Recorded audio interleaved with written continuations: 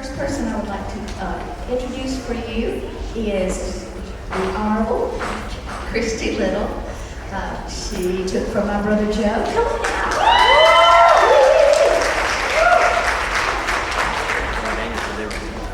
And we would like to welcome her and let her say a few words and then sing for us. I don't know if I'm honorable or not, Debbie. That's questionable. And I'm sure that Joe probably wouldn't approve because I don't have feathers on and my dress is a bit short and I don't have a good enough tan, but that's okay. Jerry, would you give me a C, please? Music, that wasn't a C. Joe would have also.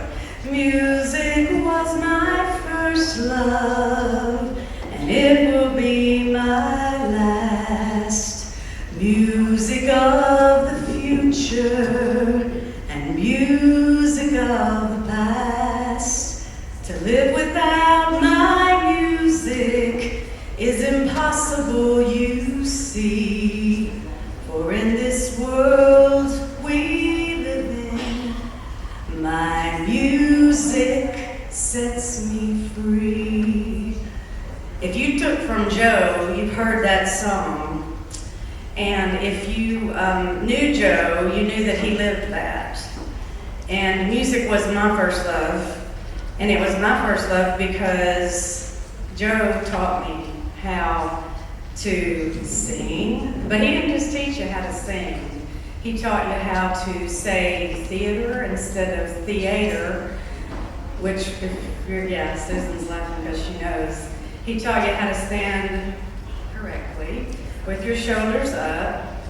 He taught me how to keep from singing with my knees knocking. And the way you do that, does anybody know?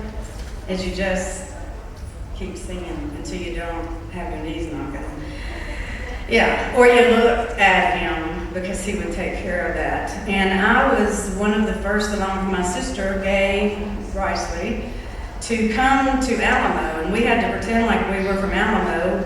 And my parents, Billy and Geneva Riceley, paid, I guess there's still checks out there somewhere for Mom and Dad, for us to pretend like we were students. And I was in the second grade. My sister was in the fourth or fifth. I always make her older than she is on purpose.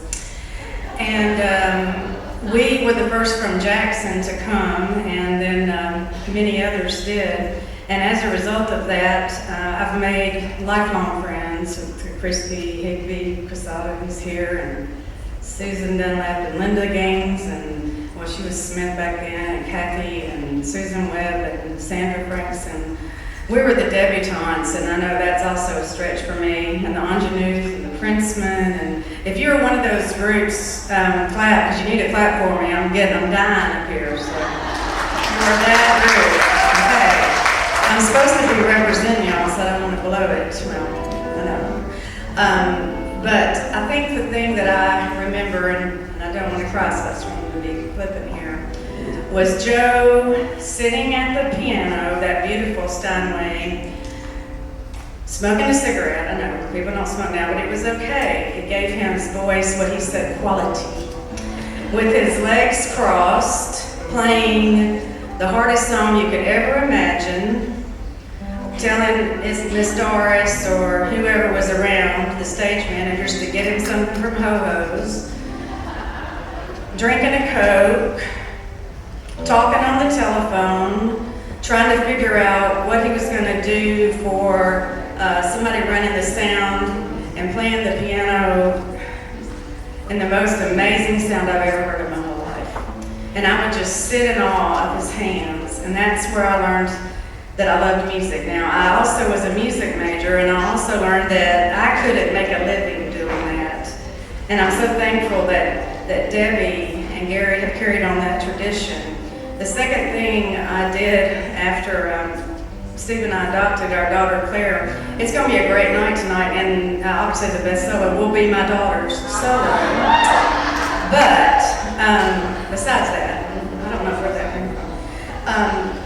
But the important thing was that he taught us the wonderful things, but we need to remember that and we need to also embrace that because we live in a world now where there's not a whole lot to look forward to. And could I have made a living in music?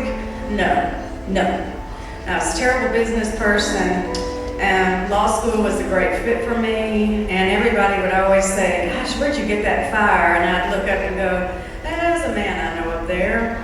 And I've talked to him so many times, many times. And I know that he knows because he also is somebody that is timeless, because his music that he wrote and that we all love lives on, and we're going to all get to sing later. And I was chosen to sing, and that's very scary because, as you can tell, I like to talk, and singing sometimes is a stretch as we get older. Everything begins to go that direction, and it's too expensive to get it to go that direction, so we just do the best we can. And Spanx are horrible, and Joe would have loved it. They would have called them the Janks instead of the Spanx, but anyway. But I just know that up in heaven there is a great chorus, and Joe is probably organizing the motions and saying, can you get feathers on those choir robes? And I know that he is really proud of everybody that was his legacy. So I'm going to sing this song in his honor. We are going to also encourage everyone. There is a Joe Kincaid Scholarship Fund that is now dwindling because it's been so long. And I don't think I've talked to Steve about this, but we're going to sponsor 3 children in honor of our daughter Claire. You need to sponsor today. Write your checks, leave them there. The one thing we can do besides keep the music alive is support children who love music. So if you're here tonight and you took voice with me and you don't give that money, shame on you. And I will put you in jail and hold you until you can make yourself non-contempt. So just remember that. And remember when we all get up there that I made a joke.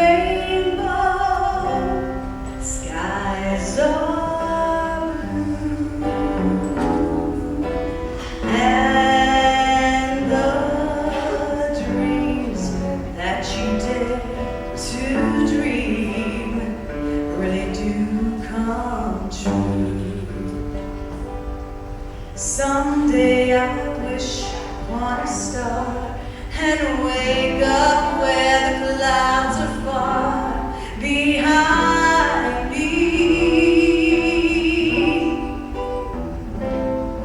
where troubles melt like lemon drops away above those chimney tops.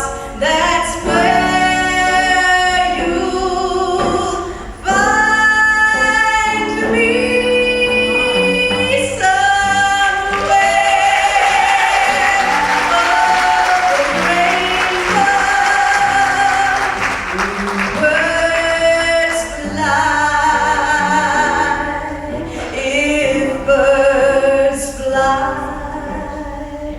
oh,